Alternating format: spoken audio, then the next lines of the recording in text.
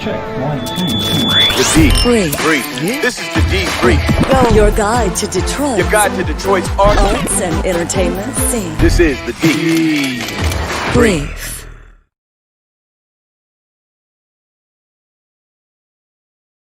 Hello and welcome to the Debrief. I am your co-host. My name is Seth Wrestler. And I'm Becky Scarcello. And normally we do this as a podcast. Normally this is the podcast about the Detroit arts and entertainment scene. But then our pandemic happened and we've kind of been scrambling and figuring it out like everybody else since that's happened. Right. All kinds of things have been happening. 2020 is quite eventful. Yes. I hope you kept the receipt, because I would like to give it back.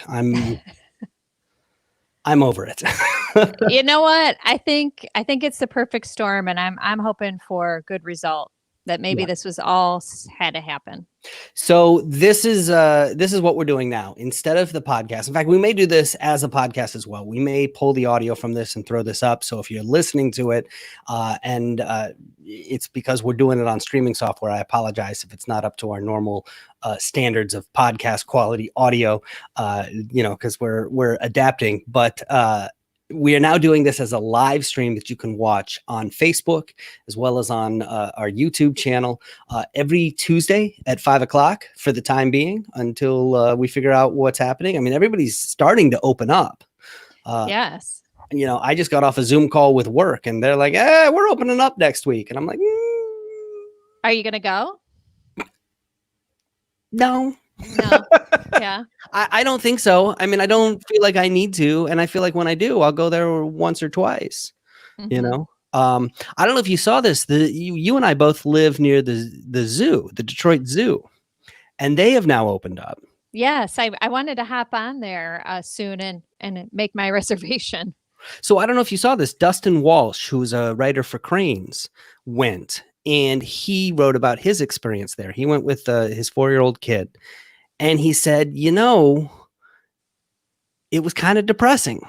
And he said, it's not the zoo's fault. They've done their best to make it a very safe environment.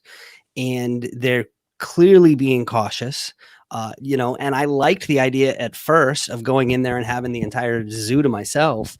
But he goes, once you're in there, it's actually a little creepy without all the big lines and all the little kids running around. And it is not an escape. It very much reminds you of the situation that we're in.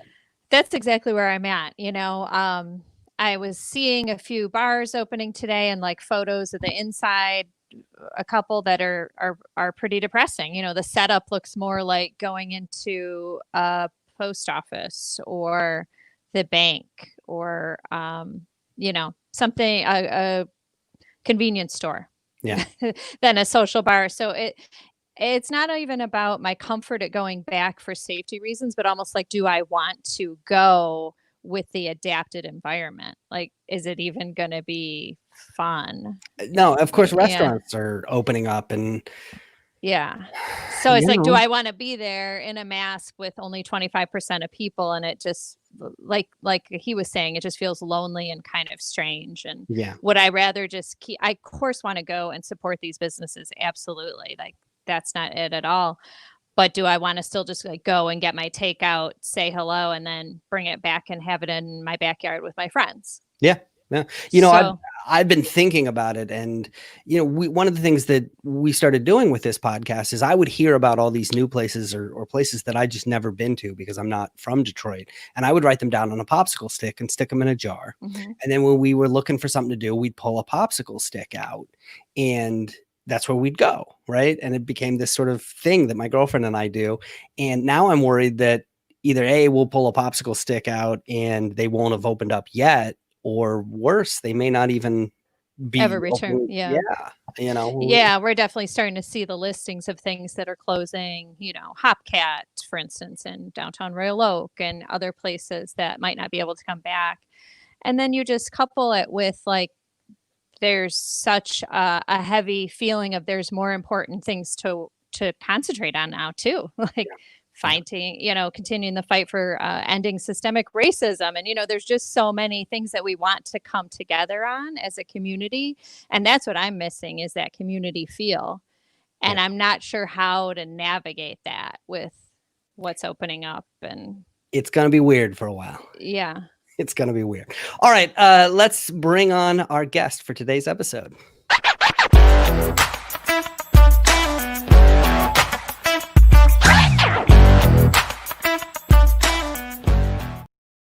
Today's guest is the executive producer and host of the Secret Society of Twisted Storytellers. She's been on the podcast when it was a podcast.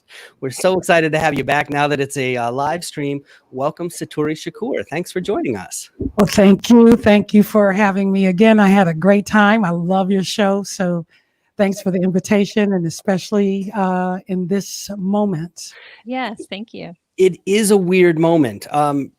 Let's talk about the world of storytelling and first explain how it works under normal circumstances, and then talk a little bit about how you're adapting it to the pandemic.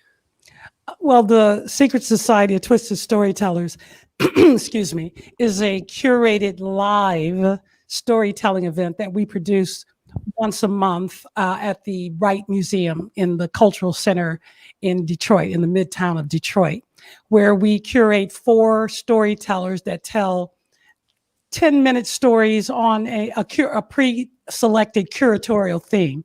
We have dance performances and musical performances. We have entrepreneurs and vendors and artisans all over the rotunda.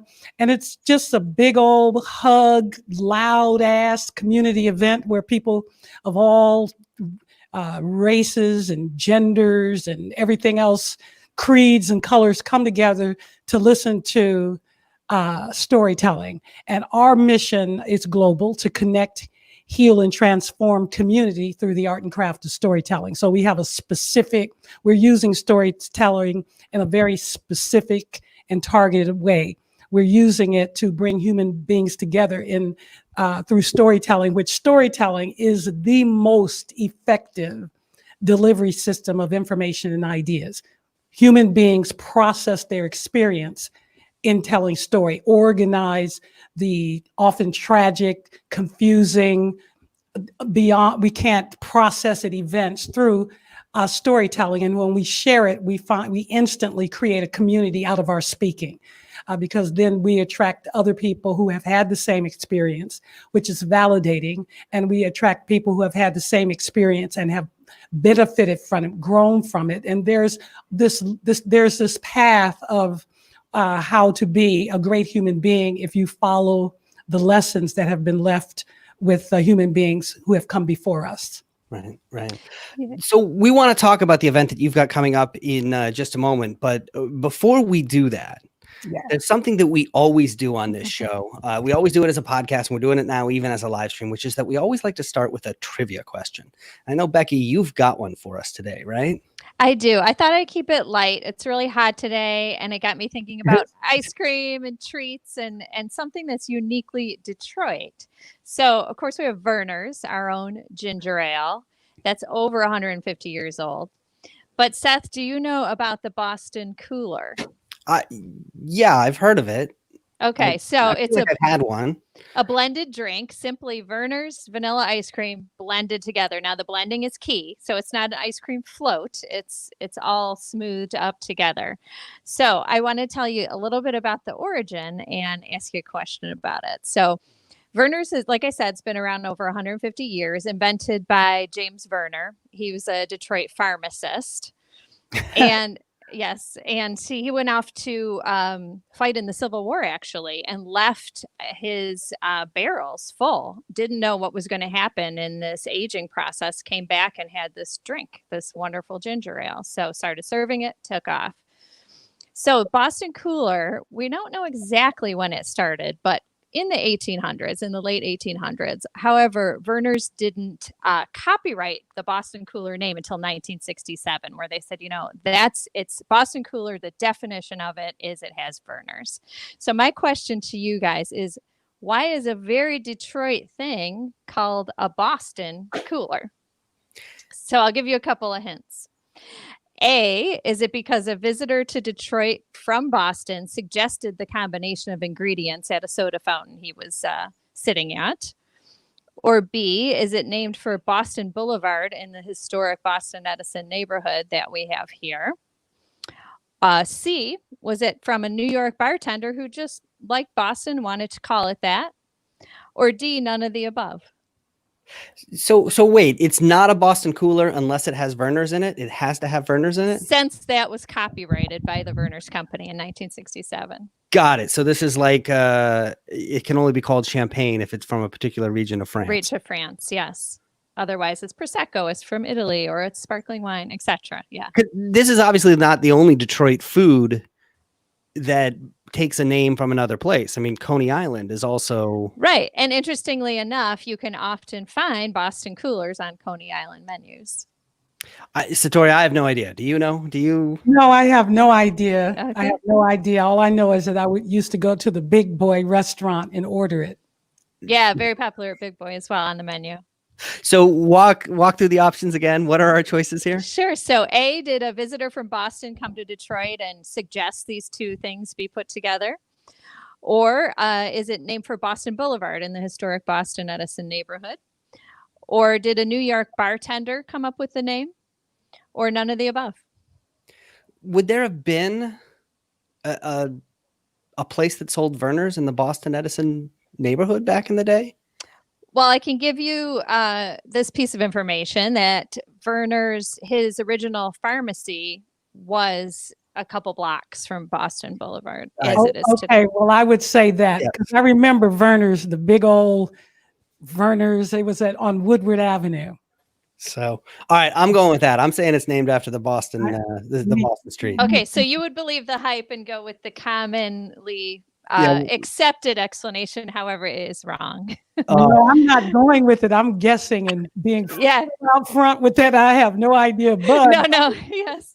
But it's a good guess, and I know I led you in that direction because that is what everybody kind of thinks. But Boston Boulevard wasn't even a road back then. Oh, yeah. Right. Okay. So it was years later that Boston Edison first had his homes and everything. So the answer is actually none of the above. But the phrase Boston cooler can be traced back to a New York bartender who came up with a summer cocktail that was sarsaparilla and ginger ale. And somehow that sort of name just kind of filtered through all different things and ended up in Detroit, meaning the ice cream treat. All right. Now we know. Yeah.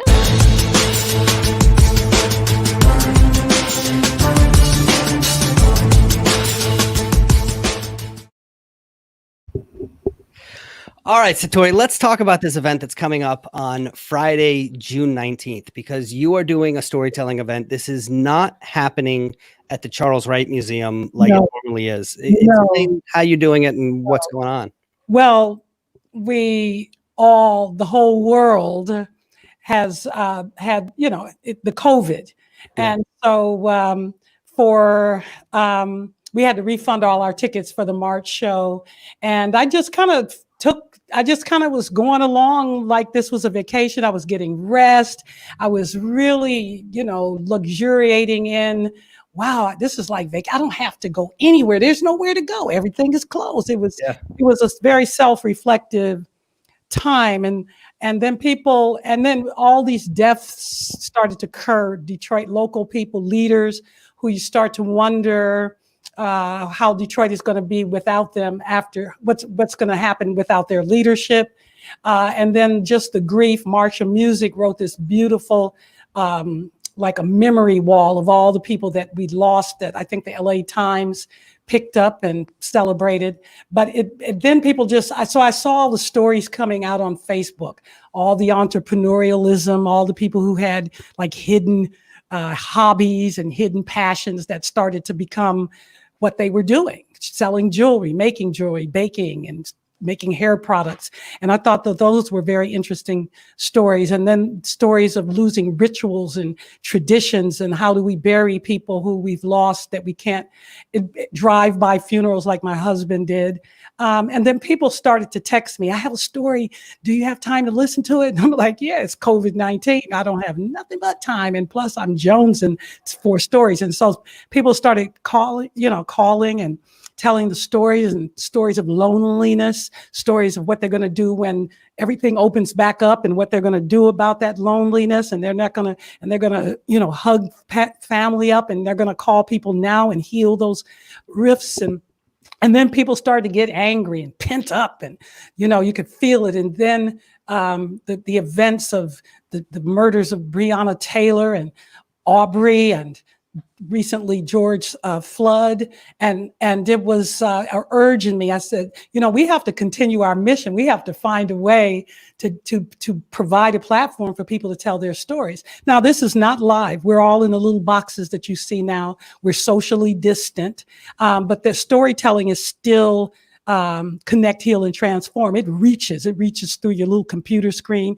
People are watching little kittens for 5 minutes, just be kittens. So people are connected. They want to feel something. So we said, well, let's go back to DTE Foundation and ask them, would they be open to having a virtual Black Men Count, because we originally partnered with them to encourage and motivate Black men, particularly in Michigan, since that's who we're talking about in Michigan, to stand up and be counted in the census, to encourage the resources that come from being counted, to challenge, to soothe, to reassure that signing up for the census isn't going to put you in jail. It's there's obviously, it's coming to light.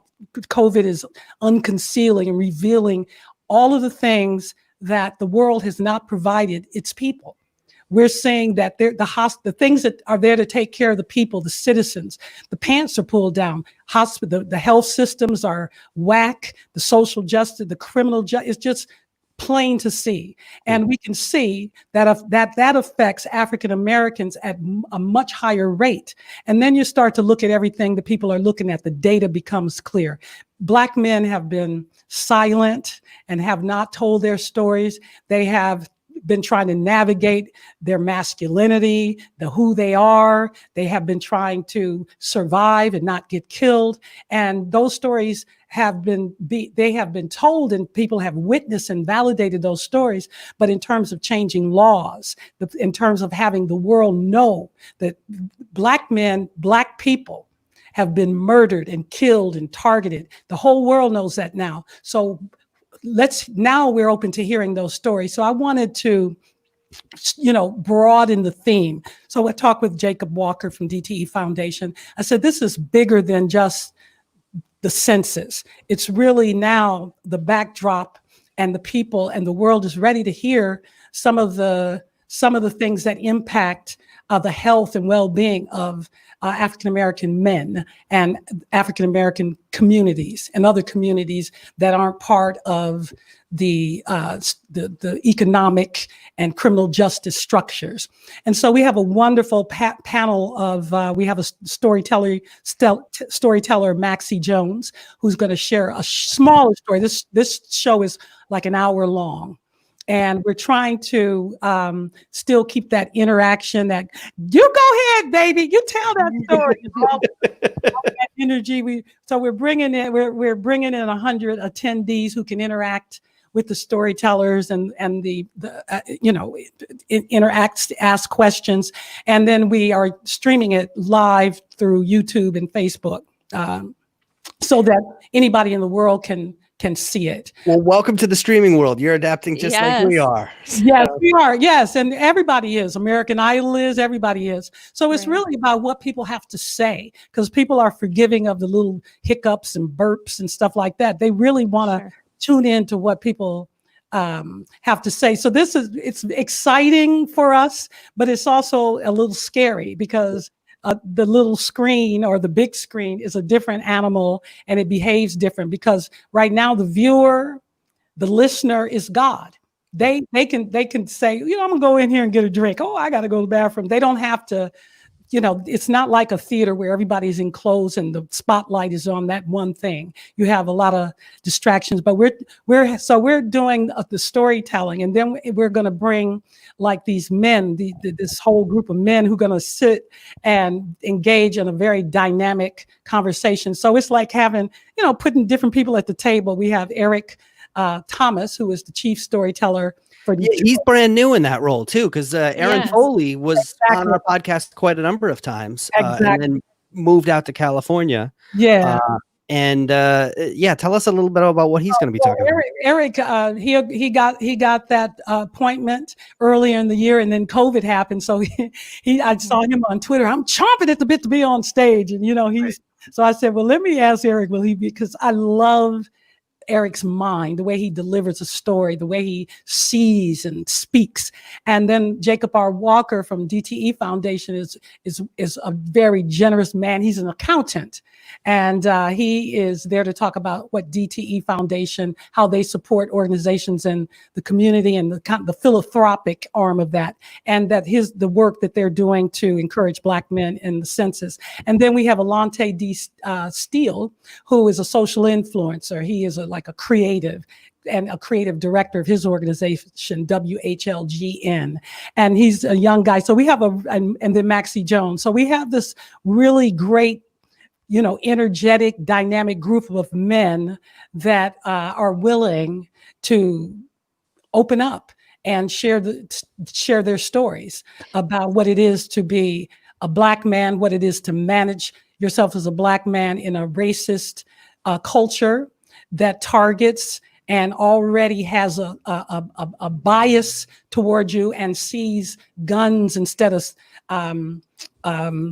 whatever those little snacks are, or guns instead of cell phones, and Twizzlers, and just it's and when we saw that officer put his hand in his pocket, whistle the theme song for Andy of Mayberry, and murder and execute that man in front of our very eyes, I know from the Black men that I've spoken to, everyone wept. It was something you had to make a choice about. Are you going to stand for this, or are you going to pour out of your house and make signs and protest? Are you going to declare yourself a human being that will not stand for another human being to be targeted and murdered in this way, no matter what the color of their skin? Because that's what it got down to. So that story that George Floyd, he didn't volunteer to tell that story. Right. But that story is resonating around the world.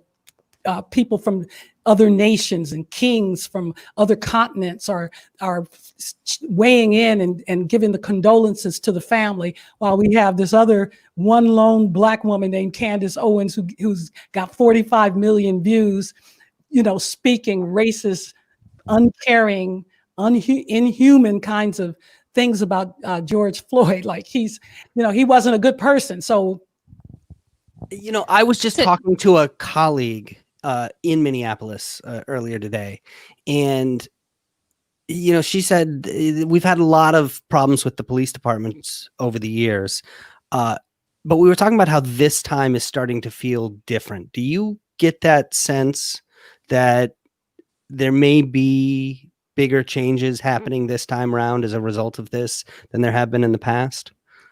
Well, I think that there is a sincere I think there's a sincerity and a commitment in some people to change this culture, change these policies. I think that there is a demand, but it is a culture, and it is an important and integral part of managing racism. Because when I think of racism, I think of racism as an integral component to an economic model called capitalism. It's necessary in order to distinguish who's who, why they're that way, and how to manage it. So I imagine maybe three people at the very, very tippy top looking at their budget and moving numbers from column to different columns, but those numbers are really people and human lives, and they're connected to children and legacy. So racism is, to me, part of this economic model, and the police are there to make sure that people are punished and that things are kept under control. And I do believe that the churches and religion and all that is used to keep that moral, that psychological, psycho-spiritual self-management. So everybody's born into this. No one comes here racist or white privilege or black inferiority or white fragility. People are just born, they're born and they are a complete canvas ready to be imprinted on. And if you're a white person, a white girl, you're going to have there's a predictable future that you can have if something doesn't interrupt it. And the same with everybody else. And that fits into an economic model. When the Social Security sends you a list of all your earnings. And I looked at my earnings over all these years that I've worked. And not much has changed. When I was a secretary, all those figures really stay the same after all these years. As an entertainer, as an entrepreneur, it goes up. So for me, I'm part of a system, a structure that is designed to deliver the same predictable outcomes. You may do a little affirmative action over here, and when you change presidents and you change parties, then the money leaves, and then you are, and so it's just like that. So fundamental change has to happen. Sincerity and well-meaning and all of that is good, but at the end of the day, this thing has to be examined, and it has to represent equality, equity. It can't, but it's so hard because every single thing is connected to this economic model. In God we trust is on the dollar. Satori, I think when you touched about understanding, I'm really reflecting on this idea of telling one's own story rather than having your story told for you. Right. And so I think that's something pretty important about the Black Men Count. It's Black men telling their own story. Yeah. When often it has been written by someone else. So how do you feel about getting those stories to quote unquote the right people, or who needs to hear that? How will it help build this momentum of people getting that this is truths, this is real experiences, and even if I'm not a Black person, I can try and understand through these stories. Well, I don't know what the right person is unless the right person is you. It's who's listening. Right. The listener, that's another thing I want to say about what we do, the Secret Society of Twisted Storytellers. We are committed to developing storytellers because everyone has a story. Everyone doesn't know how to tell their story. Mm-hmm. And so part of what we do is support people in getting and telling their stories. So I actually do workshops with the storytellers when I have my regular show, because at the end of the day, your story is your message. It's a compilation of your experience and your wisdom. So you want to deliver it. And you want to be impactful in the delivery. So I listen. And so that's how I know that. And one of our tenets is that listening is a revolutionary act, because if you can actually listen to my experience without judging it and measuring it and disagreeing with it and agreeing with it, you can actually get my experience. So storytelling is kind of like a way to charm people through a journey that another person took that was human, and that if you can bring those emotions to the fore. So I don't know what the right person is. I think that any human being hearing it and can have a change of mind then can impact their circles and those circles. So I say everybody is the right person, because we don't know who each other are until we tell our stories. I say that until you tell your story, you are just someone that looks good and smells good. Right. Or the reverse. But yeah, no, I think that's kind of what I'm getting at is once we start, it's like the telephone effect, once we start hearing these stories, you can look at statistics all day long, but it's like, how about just listening to Black people? How about just listening to their experience and talking about it? Statistics are a story. And it's a story about a certain number of people who are having a similar experience. Yeah. But when you take out the person like Trayvon Martin, George Floyd, they are part of a statistic. But when you know Trayvon's story, when you see his photo, you can see the hoodie, and he is not a number. He's not buried as just a concept. There is a human being that has a mother and a father and friends. And George Floyd, you saw the outpouring for him. So yeah, statistics are stories that have to be broken open, and everyone has the ability to share their own experience. I mean, who has more access to your heart, your thoughts, your feelings than you? If you can bring that across through a delivery system called storytelling, then you can impact, you can make a difference, you can transform, and people listening can actually have a transformation. Can you tell us how people can connect to the event on the 19th? You can visit our website at twistedtellers.org, and you can click on the live, and on the day you'll see it. But you can go to Facebook or our YouTube or Facebook, our website. But on Facebook, you can actually go and reserve a spot in the Zoom room where we're going to have 100 people that can engage with the storytellers and ask questions and, share little stories of their own. And then you're going to have the world that has access to seeing it over Facebook and YouTube Live. So they go to Facebook, go to the Secret Society of Twisted Storytellers Facebook page to the event, to events, and just click on events and reserve your spot.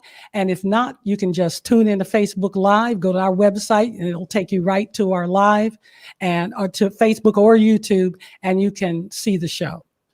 So, Satori, I want to ask you one other question that's actually kind of unrelated.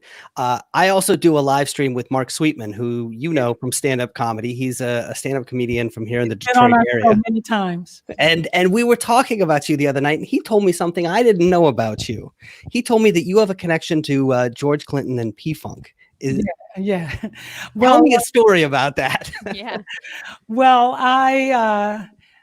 I was born and raised in Detroit. I majored in voice, music, and I always wanted to be a singer. I wanted to be a star.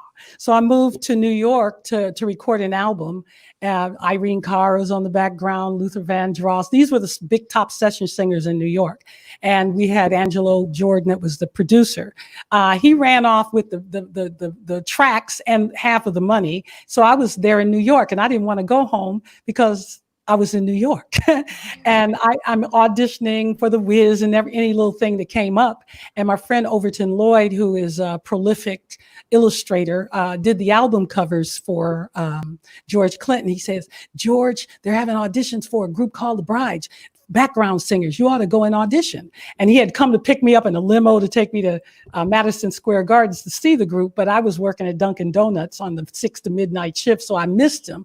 But he left his album, Funkentelechy versus the Placebo Syndrome. Now, I grew up with classical music, jazz, and so it was like funk, but I took the cellophane off, I put it on because I wanted to find out what kind of style this was for my audition.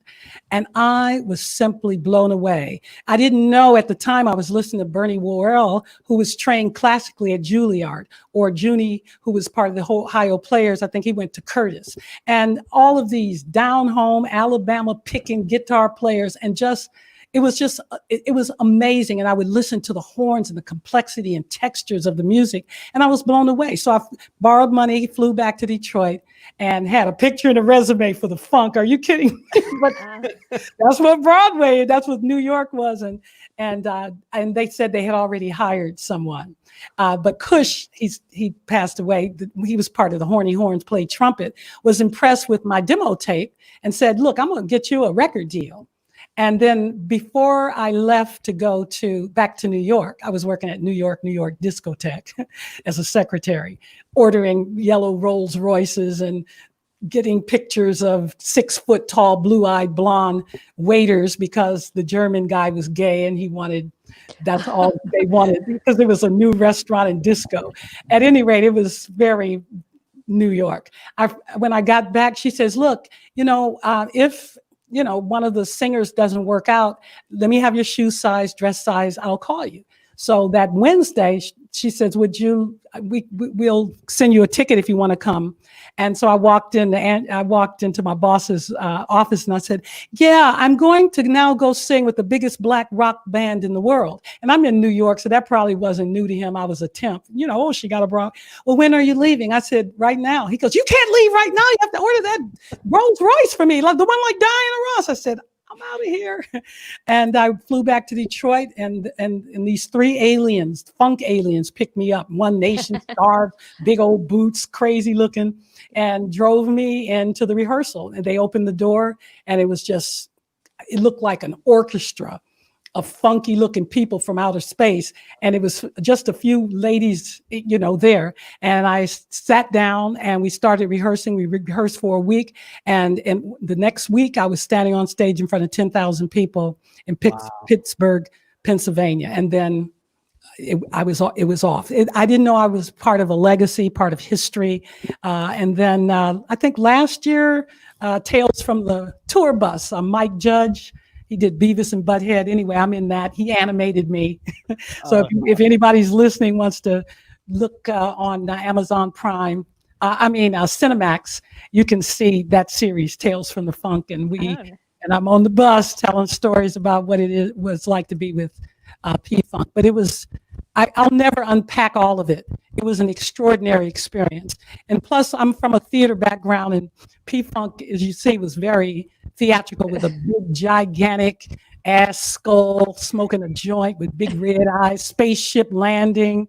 And I had the opportunity to go to Washington, D.C. last year to the Smithsonian, to the African American Museum, and the spaceship is there. And I stood in front of it and took the picture. And then people said, oh, she used to sing with the group. And then it was all these people around me taking pictures. Wow. That is awesome. It was awesome. And then George made an appearance on our show in 2015. I brought him here. It took 2 years to get him. He had such a heavy schedule. But we sold out the Detroit Institute of Arts Film Theater. And George, took the whole second half of the show and told stories. And he says, I want to come back. And I asked him, I said, George, what does it feel like to be in everybody's story? Everybody has a story about you or about meeting you or seeing you. Everybody, how does it feel? And then he started to tell stories about walking the streets of Detroit, the places he inhabited, the recording studios, the hotels where he got food, all of the memories that he shared walking down the streets of Detroit. Because Detroit, he used to live in just outside of Jackson on a farm. And I remember Sly Stone pretty much, he didn't kidnap me. Let's just say he didn't take me back to where he got me, which was in Detroit. We went to the airport. He thought he had a shipment of cocaine and it didn't come in. So he took me to George's farm. Like, can you take me back to Detroit? No, we don't go to George's farm. And I didn't have any gas in my car. How'd you get home? All I had was food stamps. I sold the food stamps at the grocery store to get some gas so I could get the hell back on home. But I was there for like 2 or 3 days. George had no furniture, just a whole bunch of stuffed animals to sit on. His wife at the time, Stephanie, they had a big kitchen. It was chickens on the farm. He had a album collection. Everybody in the album collection was P-Funk or some derivative of P-Funk, and the only other artist was Stevie Wonder. So I was like, wow, okay. And he had a bookshelf that was impressive. I mean, the things that he read and studied were the things that a genius reads and studies and incorporates into the storytelling of P-Funk. And that's another thing about P-Funk. They told stories, they had big concepts, can you dance underwater and not get wet? Aqua Boogie, baby. And then we told, it was the story. The concert was a story. People came to concerts with flashlights and umbrellas and fatigues, and it was an army. And Uncle Jam wants you to funk with him. One Nation Under a Groove. So we sung songs of protest. We played music like we wanted to. George said white people were afraid of the bass. They liked their music without too much thumping. And so he turned the bass up. Like, let's get 3 or 4 bass players out here. So it was an extraordinary experience. We went to Europe, and if you just go to Cinemax, there's some documentaries out there. Tear the Roof Off. Very few documentaries, but it was and still is, because we're a family. And what I am doing now is watching different of the musicians, pass away. Yeah. I mean, Yes. great. Yeah. But I'm glad that they're on vinyl and they're on, the lesser quality things like tape. Well, Right. We have their important to legacy and preserve their these work. stories, right? And to Yes, make sure that yes. we have them. It's important to preserve these stories. Right? Absolutely. Absolutely. Do you film all your events? Yes, we videotape all of our events. We have a YouTube channel, and our selection of stories are on there. The individual stories, we live stream the whole thing. We haven't released George Clinton, or some things we haven't released the whole thing to. We're getting ready to go to become a Netflix kind of thing. Yep. So we're going to be Cool. yeah. All right. Can't wait. So your event on the 19th. 19th, it starts at, the doors open, or the Zoom room opens at 7:15 with Stacy Hot Wax Hale, DJ, killing it. Total And legend. Yep. Yeah. So it's a party. Get your wine, your beverage, whatever else that makes you feel good and relax when you're watching stories. You can bring your special stay-at-home COVID friend with you, or you can go outside on the lawn, or if you're in transit, watch it on your digital. And we're going to be bringing it to you live. I really hope that people like this format, since we can't breathe on each other and hug and kiss. I hope you find this just as engaging. I think this is going to work well. I mean, we've talked to stand-up comedy folks. I've been talking to a lot of them lately, and that's a hard art form. You've done it. I think that's a hard art form to do online like this. I think the storytelling is going to work a lot better for that, though. I think it's going to be a great event. All right, guys, we got one more thing to do before we get out of here.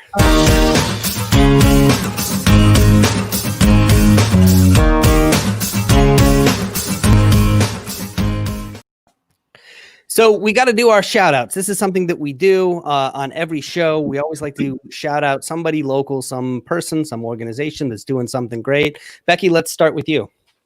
Sure. So I happened upon a story about a local musician. Her name is Kaylan Waterman, and she is a musician herself, but she's also the operations manager for Assemble Sound. So she supports a lot of other musicians. We touched on this, the depression that kind of sets in, after we've been quarantined and at home, and then all these deaths at the hands of police officers. And it's just like so heavy and awful. And like, what do you do with all these feelings? And she said she was kind of just stuck in her house and was like, I got to turn this around. I got to do something disruptive in my neighborhood. I got to contribute to make myself feel better, but also support people. So she started this sharing table concept, literally in front of her apartment building. Now she's in the New Center area. She's at Seaward Avenue between 2nd and 3rd Streets. So she just put a table out there and started collecting food, other necessities, cleaning supplies, toiletries, things like that, and just opened it up. And like anybody that needs anything, no questions asked, can come and grab. And she said, people are giving as much as they're taking, leaving stuff on the table. And it's just this amazing community-free exchange. And she said, especially in the Black community, there's this like distrust, like we're not like allowed to get something for free, or there's this weird connotation behind it. And she's like, I just wanted to be there for people. I want to have conversations. I wanted to have it be open. So it's just growing and growing, and people are even like getting rides over there. And talk about stories, she's getting to like hear everybody's story. And there's one mom that she's like, I'm so glad I'm here. Is a mom that hasn't received her stimulus check, hasn't been able to access any unemployment yet, and has 9 children that she's supporting. So Kaylan's like, come every day, I can't wait to see you tomorrow, and so I just thought it was a tremendous way to give back to her community, while also she says she's, healing herself and wants to get other people involved. So it's sort of this mix between action and disruption, changing the way, like your point, Satori, about capitalism. There's nothing of that, it's not the usual system. It's just let's, help each other. So I do know that feeling of just watching everything that's going on in the news and going, there's nothing I can do about this. And, you know, that's better. She did something. Yeah. Yeah. I just watched Tiger King again. So she's doing better than I am. So, I know. Yeah. What- So what about you, Satori? Anybody you want to give a shout out to? Oh, yes, I'd like to shout out Monica Anderson. She's like a daughter to me. She is our vendor and web management assistant to the Secret Society of Twisted Storytellers. But she is also the founder of Remembering Cherubs. And Remembering Cherubs is a pregnancy loss resource organization. And the website is www.rememberingcherubs.org. And Monica told her story, and of course I know her story, but she told it on our show, where she had tried very hard to get pregnant. She had had a few miscarriages, but this time she was going to have this child, and all of the expectations, and her husband and her his son, who, you know, you're going to have a little brother or sister, and she lost the child. And it's a big missing. Some people, you know, people don't think about if you miscarry or you lose the baby, how that is worthy of grieving, because it hadn't existed yet. But for that person, for that mother, it was living, it was growing, she was sustaining its life, and there was this hole. So she created a nonprofit 501c3, and so there are a lot of young mothers who have gone through this experience, and she's getting a lot of support. She has a wonderful board, and I'm so proud of her for taking her pain and her loss and turning it into a big old hug and an organization that can help and other women that have her same experience and story. So rememberingcherubs.org, Monica Anderson. Oh, that's awesome. I want to give a shout out as well. My shout out is going out to Chef Brendon Edwards. He was the chef over at Gold Cash Gold over in Corktown. That closed in February before the pandemic happened. But Chef Edwards just wrote something on Facebook that has started getting shared and going viral. And I saw it because our friend Nick Britsky from nickdrinks.com shared it. And it's a post in which he talks about the fact that restaurants are going to start opening back up in Detroit this week, but they're not going to open up under normal circumstances. And restaurants, even under normal circumstances, that is a very, very difficult business. It's even more difficult than it is normally. And here's what he said. He said, restaurant patios are or will be open at 50% capacity. This is a new world, though. You're most likely going to a restaurant that threw together a patio in hopes of making some money. The building was not designed for this. They are trying their best, but everything may not be perfect.